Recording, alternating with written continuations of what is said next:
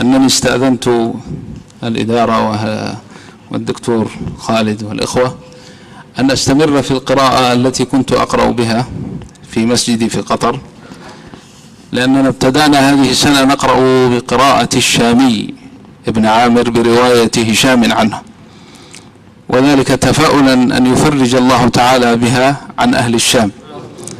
فأنا أقرأ بهذه الرواية، رواية هشام عن ابن عامر، وفيها بعض الأماكن التي تختلف فيها عن رواية حفص عن عاصم، ولربما مما يطرق سمع أحدكم لفظة إبراهيم فإنه يقرأ بإبراهام، فلا أحد يصحح لي إن قرأت إبراهام، فهكذا أنزل الله، كما أنزل الله إبراهيم أنزل الله إبراهام. بارك الله فيكم وتقبل الله منا ومنكم إن شاء الله. الله أكبر. سبحانك اللهم وبحمدك تعالى جلك ولا إله ذلك أمرتنا من بسم الله الرحمن الرحيم. الحمد لله رب العالمين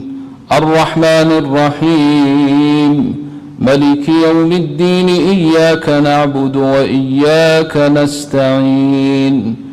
اهدنا الصراط المستقيم صراط الذين أنعمت عليهم غير المغضوب عليهم ولا الضالين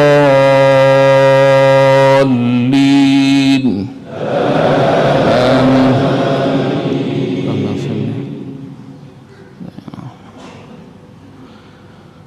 واذكر في الكتاب مريم إذ انتبذت من أهلها مكانا شرقيا فاتخذت من دونهم حجابا فأرسلنا إليها روحنا فتمثل لها بشرا سويا قالت إني أعوذ بالرحمن منك إن كنت تقيا قال إنما أنا رسول ربك لأهب لك غلاما زكيا قالت أنى يكون لي غلام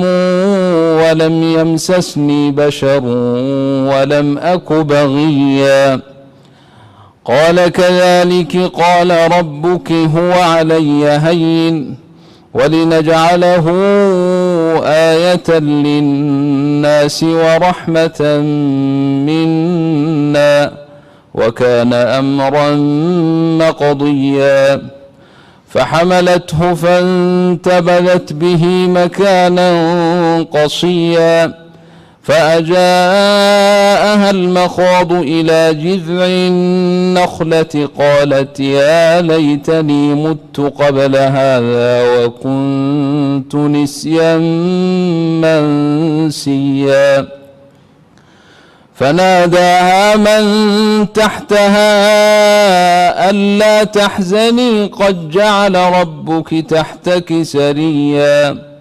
وهزي إليك بجذع النخلة تساقط عليك رطبا جنيا فكلي واشربي وقري عينا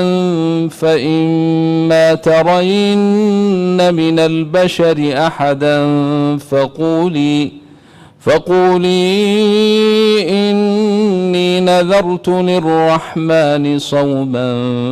فلن أكلم اليوم إنسيا فأتت به قومها تحمله قالوا يا مريم لقد جئت شيئا فريا يا أخت هارون ما كان أبوك امرأ سوء وما كانت أمك بغيا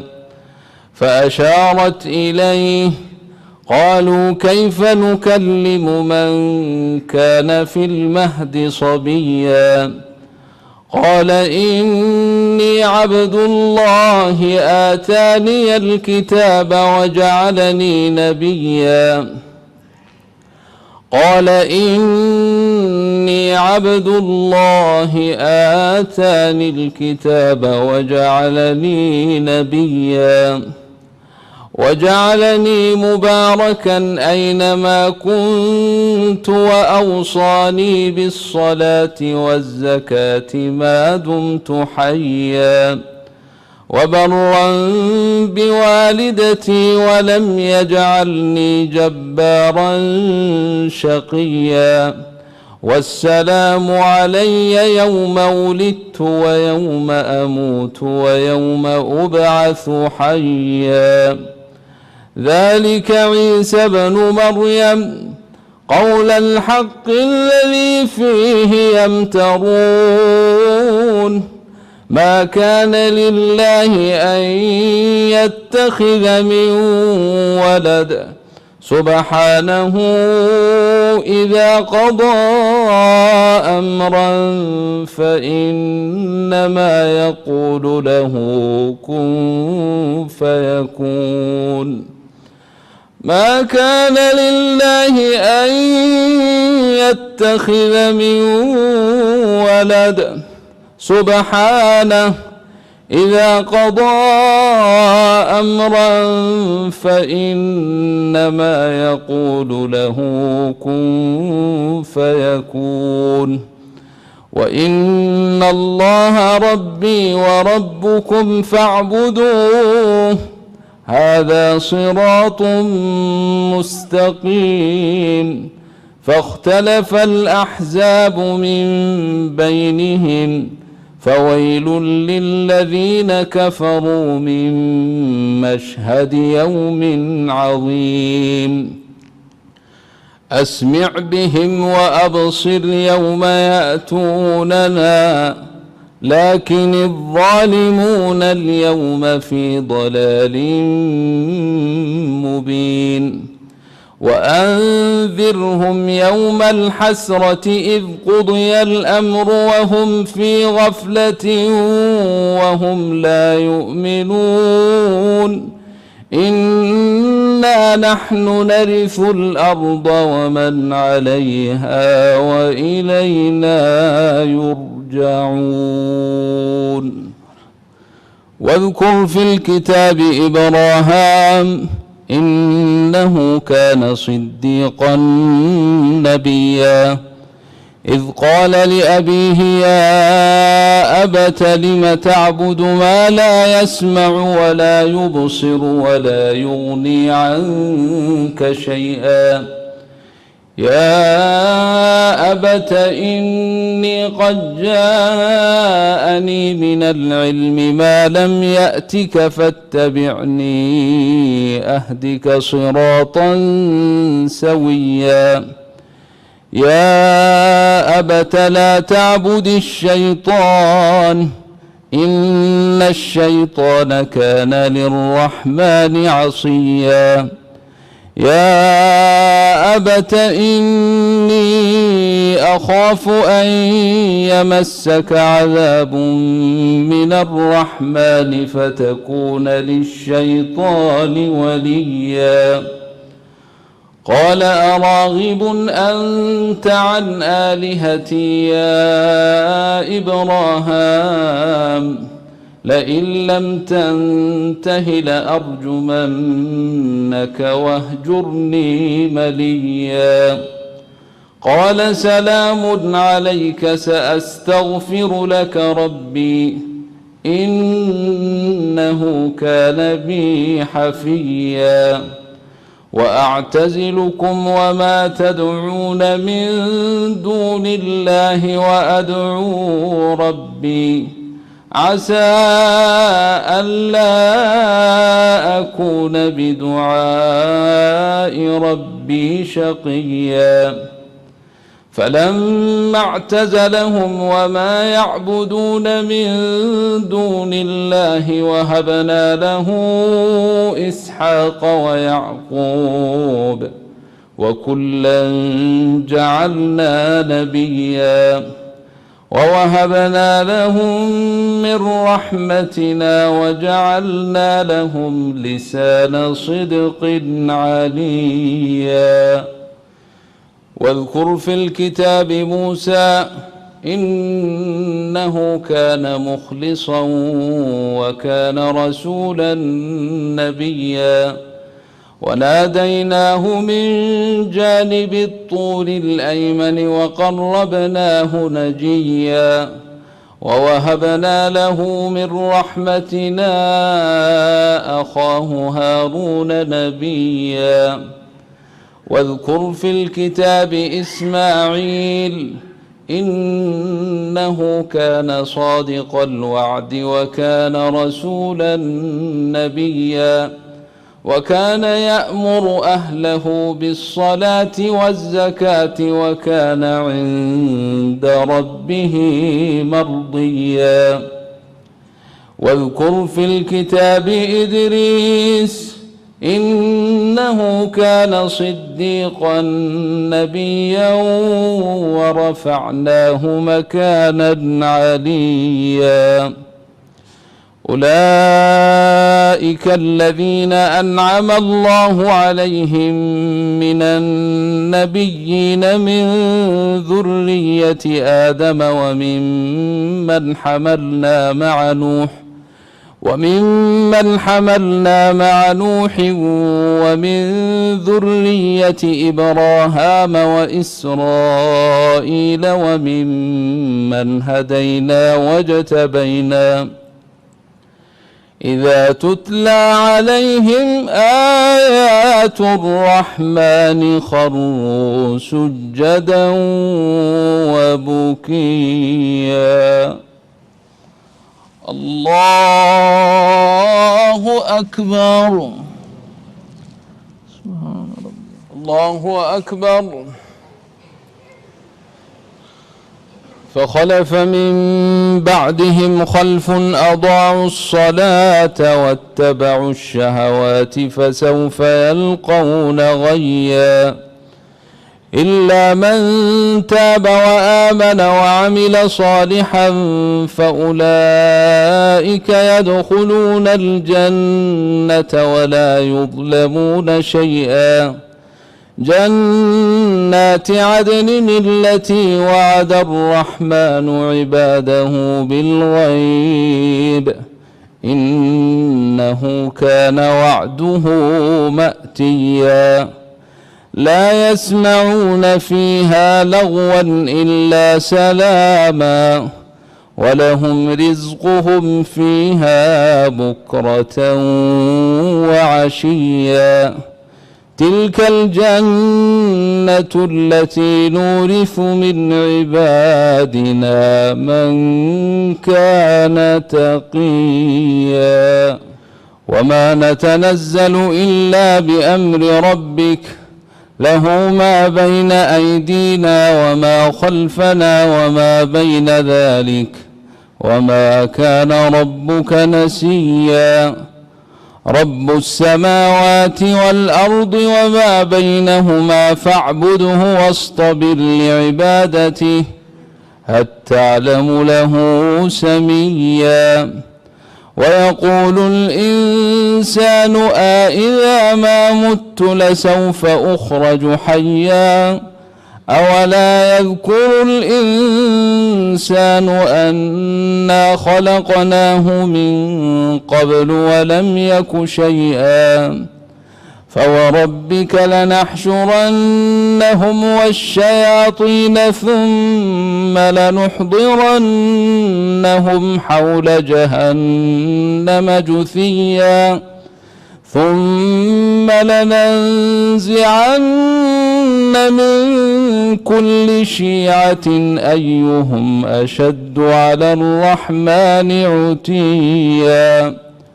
ثم لنحن أعلم بالذين هم أولى بها صليا وإن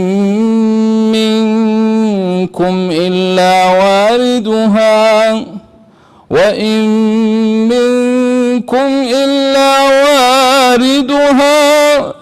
كان على ربك حتما مقضيا ثم ننجي الذين اتقوا ونذر الظالمين فيها جثيا. وإذا تتلى عليهم آياتنا بينات قال الذين كفروا للذين آمنوا أي الفريقين خير مقاما وأحسن نديا. وكم أهلكنا قبلهم من قرن هم أحسن أثاثا ورئيا. قل من كان في الضلالة فليمدد له الرحمن مدا حتى إذا رأوا ما يوعدون إما العذاب وإما الساعة فسيعلمون من هو شر مكانا وأضعف جندا. ويزيد الله الذين اهتدوا هدى والباقيات الصالحات خير عند ربك ثوابا وخير مردا. أفرأيت الذي كفر بآياتنا وقال لأوتين مالا وولدا أطلع الغيب أم اتخذ عند الرحمن عهدا كلا سنكتب ما يقول ونمد له من العذاب مدا ونرثه ما يقول ويأتينا فردا. واتخذوا من دون الله آلهة ليكونوا لهم عزا كلا سيكفرون بعبادتهم ويكونون عليهم ضدا. ألم تر أنا أرسلنا الشياطين على الكافرين تؤزهم أزا فلا تعجل عليهم إنما نعد لهم عدا. يوم نحشر المتقين إلى الرحمن وفدا ونسوق المجرمين إلى جهنم وردا. لا يملكون الشفاعة إلا من اتخذ عند الرحمن عهدا. يوم نحشر المتقين إلى الرحمن وفدا ونسوق المجرمين إلى جهنم وردا. لا يملكون الشفاعة إلا من اتخذ عند الرحمن عهدا. وقالوا اتخذ الرحمن ولدا لقد جئتم شيئا إدا. تكاد السماوات ينفطرن منه وتنشق الأرض وتخر الجبال هدا أن دعوا للرحمن ولدا. وما ينبغي للرحمن أن يتخذ ولدا. إن كل من في السماوات والأرض إلا آتي الرحمن عبدا. لقد أحصاهم وعدهم عدا وكلهم آتيه يوم القيامة فردا. إن الذين آمنوا وعملوا الصالحات سيجعل لهم الرحمن ودا فإنما يسرناه بلسانك لتبشر به المتقين وتنذر به قوما لدا. وكم أهلكنا قبلهم من قرن هل تحس منهم من أحد هل تحس منهم من أحد أو تسمع لهم ركزا. الله أكبر.